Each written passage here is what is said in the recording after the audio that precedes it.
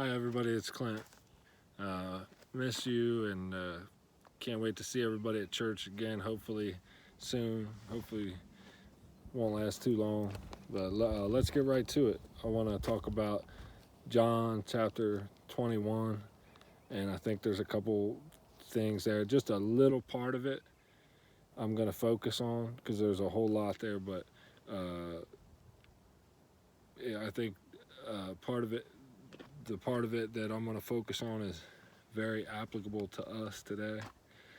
So, just a quick backstory, a little bit summary here. It's after the resurrection. Okay, it says this is the third time that Jesus appeared to his disciples. There's about 7 of them there. They are going fishing. They're going back to work. You know, it says Peter wanted to go fishing, and the other boys were like, "All right, we'll go with you."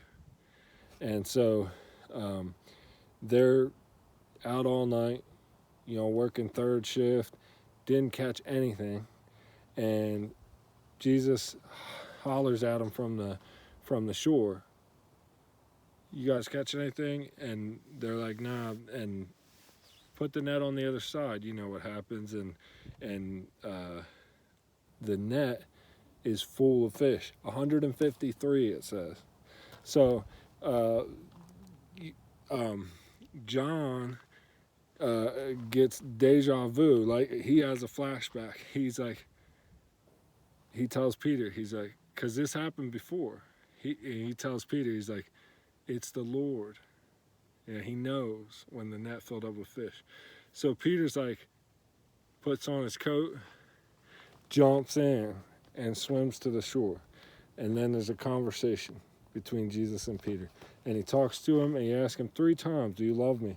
And Peter's like, "Yes." And Peter gets upset. He's like, "You know that I love you. You know all things, you know." And Jesus is like, "Feed my sheep."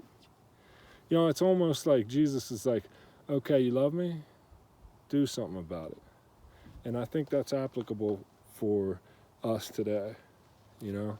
Feed my sheep. We can do that. We can take care of each other. Feed my sheep, Jesus says. And then he says, he describes to Peter how he's going to die. He's going to be martyred for Jesus when he's older. And Peter understands this later in 2 Peter, the letter 2 Peter. Peter talks about it and says, "You know, I ain't gonna make it much longer. You know, and Jesus told me that. You know, so he understood it then when he was older. He was martyred for Jesus, but at the time Jesus tells him that, and when they're sitting by the seashore here, and Jesus tells him that, and Peter's like, "Well, wait, what about him? What about John?" You know, and Jesus is like, "Don't worry about it. You know, don't worry about him. You follow me." And I think that's very applicable to us right now as well, that, you know, what about a distraction? What about this? What about that? Jesus saying, whoa, you follow me.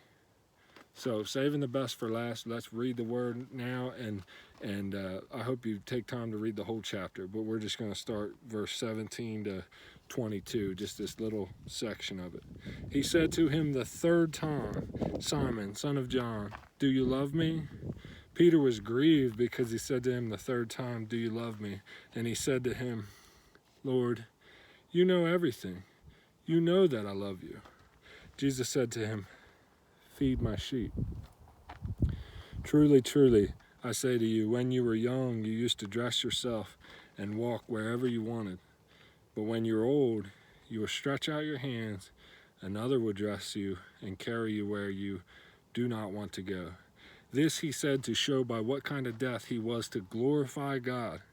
And after saying this, he said to him, "Follow me." Peter turned and saw the disciple whom Jesus loved following them, the one who also had leaned back against him during the supper and had said, Lord, who is it that is going to betray you? When Peter saw him, he said to Jesus, Lord, what about this man? Jesus said to him, if it is my will that he remain until I come, what is that to you? You follow me.